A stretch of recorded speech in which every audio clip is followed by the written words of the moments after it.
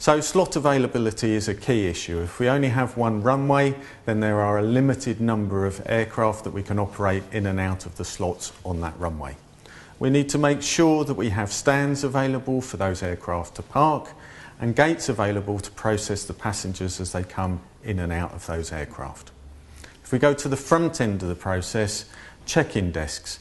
Whilst passengers are moving more and more to online check-in, we still need to make sure that we provide traditional check-in desks so that they can be processed manually if they need to be.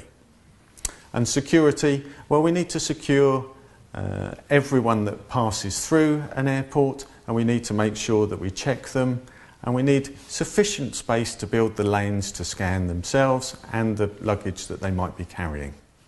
And then once they've passed through security, they'll be in the international departure lounge, and we might want to make sure that we have sufficient circulation space for them to wait until their gate is announced, and also to do some shopping and to visit the restaurants and to make sure that their stay at the airport is as pleasurable as possible.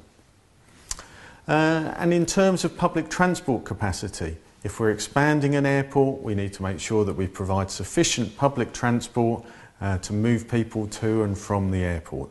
And if they're coming in their private cars, we might want to make sure that they've got sufficient car parking space to park near the airport. Other factors that constrain the operation of an airport are the weather. Where weather's bad, we might have larger separation times between the aircraft as they approach and leave the airfield, and that means that we can't operate the runway at full capacity.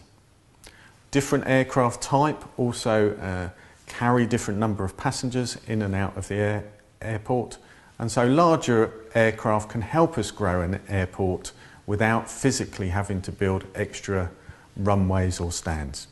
We do need to take consideration of whether our existing facilities can serve those aircraft. So as an example, the new A380 aircraft carries in excess of 500 people, but you need air bridges, which are double-decker air bridges, to serve those aircraft. And not all airports at the moment have them. So we can only operate those aircraft out of certain airports.